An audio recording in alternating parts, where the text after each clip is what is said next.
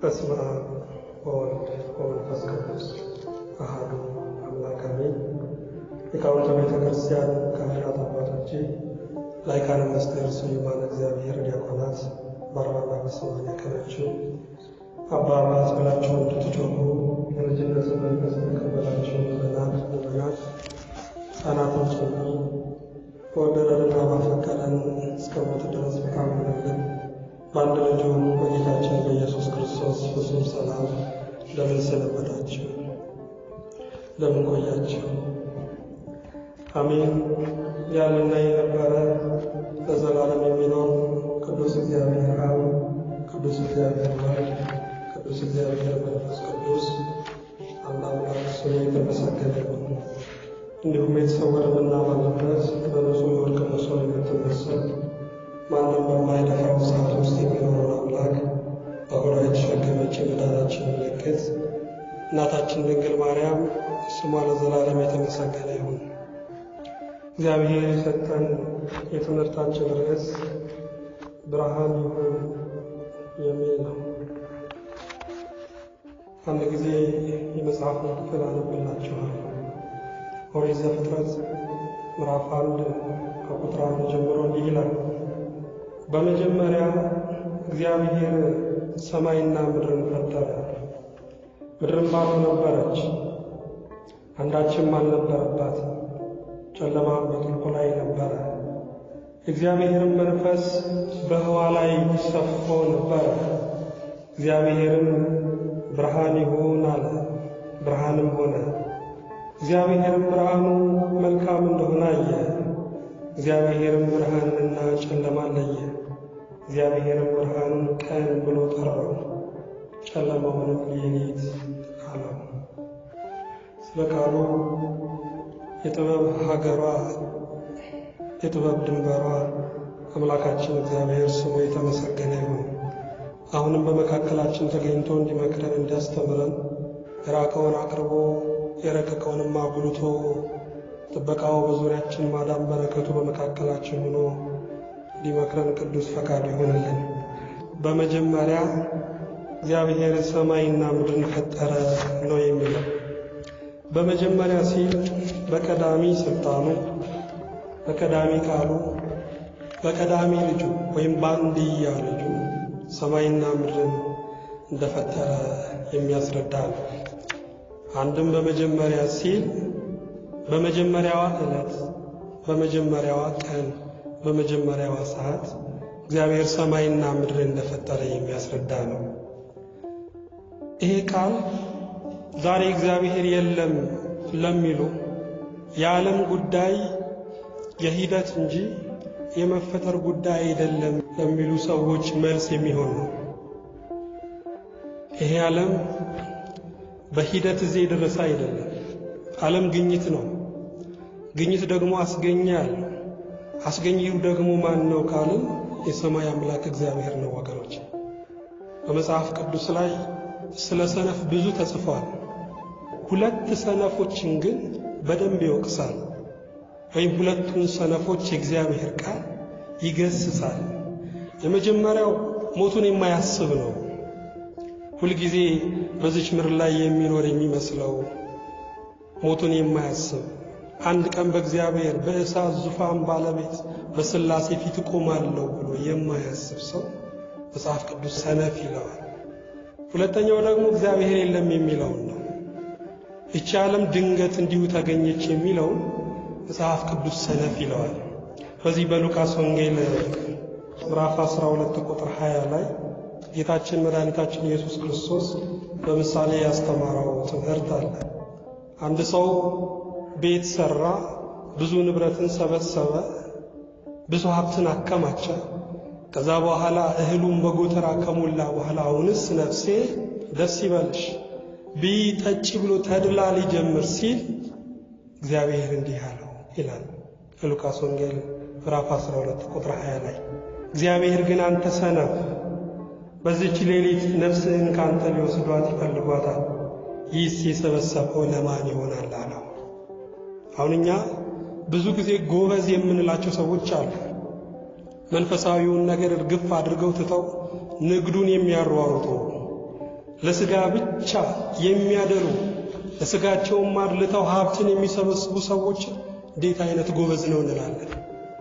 ግን እንዳይመስላችሁ ወገኖች፣ ለነፍሱ ጊዜ የሌለው ለእግዚአብሔር ቃልና ለእግዚአብሔር ሐሳብ ጊዜ የሌለው ሰው ሰነፍ ነው። ይሄ መጽሐፍ ቅዱስ እይታ ነው።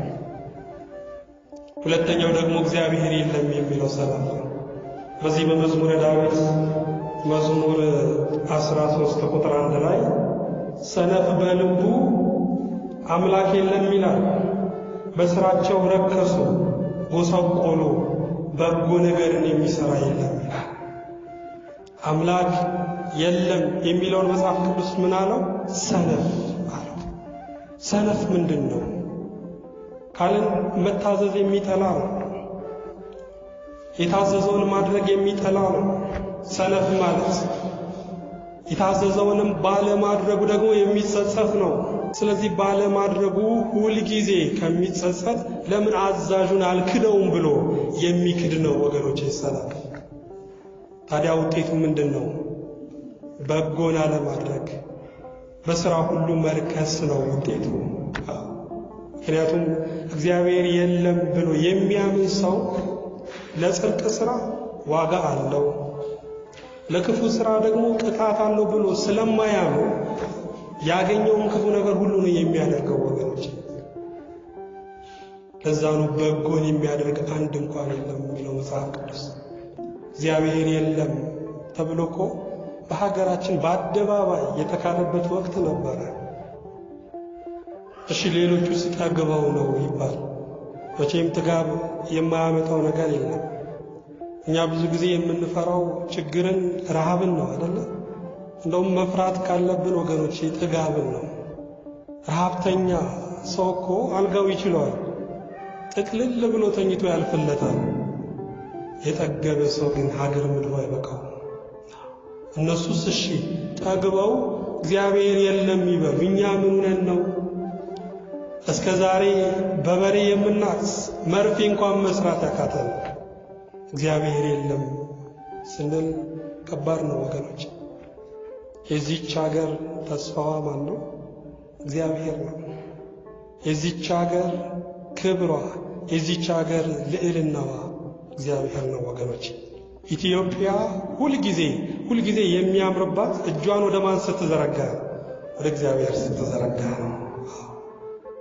ስለዚህ እግዚአብሔር የለም ለሚሉ ሰዎች ይሄ ቃል መልስ የሚሆን ነው። ምን የሚለው?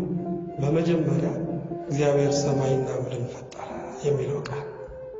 በሌላም ቦታ በዚህ በዕብራውያን መልእክት ምዕራፍ 1 ቁጥር 3 ላይ ሁሉን በስልጣኑ ቃል እየደገፈ የሚል ቃል አለ። ሁሉን በስልጣኑ ቃል። ስለዚህ ፍጥረታት ሁሉ ተደግፈው ያሉት በማን ቃል ነው? በእግዚአብሔር የስልጣን ቃል ነው ወገኖቼ። እንጂ ፍጥረታት ስፍራቸውን ቢያጡ፣ ለምሳሌ ጨጓራና ጉበት ቦታቸውን ቢቀያየሩ ዕውቀቱ እኮ አለማወቅ ነው የሚሆነው።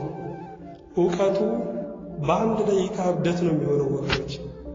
ቁመን የምንሄደው በሰላም ወጥተን በደስታ የምንገባው እግዚአብሔር በስልጣኑ ቃል ስለደገፈን ነው።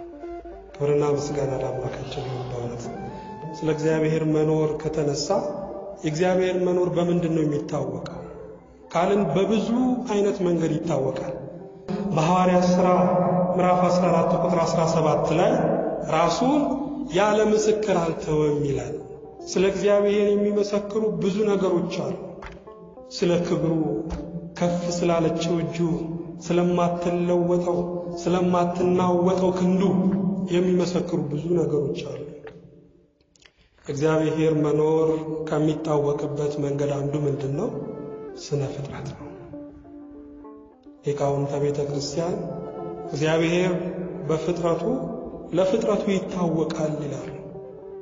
ማስተዋል ከቻለን፣ ተፈጥሮን ማንበብ ከቻለን ተፈጥሮ ስለ እግዚአብሔር ይመሰክራል። ቅዱሳን ሁሉ ያሉት እኮ ይሄንን ነው። ለቅዱስ ኤፍሬም እኛ በአራት ማዕዘን በሆነች ቤት ብቻ የምንማር አይደለም፣ ሰማይና ምድር ትምህርት ቤታችን ነው ብለዋል። ሰማይና ምድር የማይከደን መጽሐፋችን ነው ብለዋል። ስለዚህ መማር የሚፈልግ ከሁሉ ይማራል፣ ከስነ ፍጥረት ይማራል። መዝሙረ ዳዊት መዝሙር 18 ቁጥር 1 ላይም ሰማያት የእግዚአብሔርን ክብር ይናገራሉ፣ የሰማይም ጠፍር የእሱን ሥራ ያወራሉ። ሰማይ አንተ ታላቅ ነህ፣ አንተ ከፍ ያልክ ነህ ይሉኛል፣ የታላቆች ታላቅ ግን እግዚአብሔር ነው እያለ ሰማይ ስለ እግዚአብሔር ይናገራል። ጠፈር ስለ እግዚአብሔር ይናገራል። ምድሩ ስለ እግዚአብሔር ይናገራል። ወገኖች በምድረ በዳው እምብርት የሚኖሩ ብዙ ቅዱሳን ከተፈጥሮ ተምረዋል። እናንተም ጥልቅ ወደ ሆነ መንፈሳዊ ዕውቀት ለመድረስ ከፈለጋችሁ የመጀመሪያ እግዚአብሔርን ስሙ፣ እግዚአብሔርን አዳምጡ። ሁለተኛ ከተፈጥሮ ተማሩ። ከተፈጥሮ ጌታችን ኢየሱስ ክርስቶስ ትምህርቱን ካያችሁ በተፈጥሮ ነበር የሚያስተምረው። ሲያዋፋትን ተመልከቱ እያለ የምድሩን አበባ ተመልከቱ እያለ ተፈጥሮን እየጠቀሰ ተፈጥሮን መነሻ አድርጎ ነበር የሚያስተምረው። ምክንያቱም ስነ ፍጥረት እግዚአብሔርን ሀልዎት ይናገራልና። ኢዮብን ታውቁታላችሁ።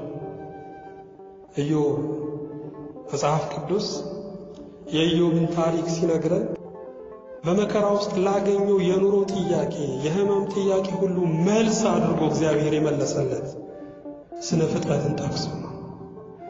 መቼም ኢዮብ መጽሐፈ ኢዮብ ምዕራፍ 1ን ስትመለከቱ በምስራቅ ካሉ ሰዎች ሁሉ ይልቅ ባለጸጋ ነበረ ይላል። ባለሀብት ነበረ። ዲያብሎስም በኢዮብ ቀናበት። ሀብቱን ስላበዛህለት ነው የሚያመሰግን የሚያመልክ፣ ግን ያለውን ነገር ሁሉ ብትወስድበት በፊት ይሰድብሃል አለው። እግዚአብሔርም እኔ የምመለከው ስለ ጉቦ አይደለም፣ እኔ የምመለከው ስለ ፍቅር ነው ብሎ የኢዮብ ፍቅሩ የኢዮብ እምነቱ እንዲገለጽ ለፈተና አሳልፎ ሰጠው።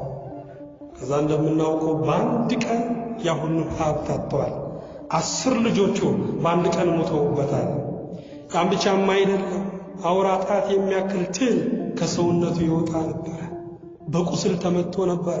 በዚህ ሁሉ ግን ኢዮብ እግዚአብሔርን አልበደለም። እግዚአብሔር ሰጠ፣ እግዚአብሔር ነሳ፣ እግዚአብሔር ስም የተመሰገነ ይሁን ነበር የሚለው። ታዲያ ህመሙን እንዲህ መውደቁን አይታ ሚስቱ ትነቅፈው ነበር። ለምንድን ነው እንዲህ የምትታገሰው? እግዚአብሔርን ሰድበ ለምን አትሞት ትለው ነበር።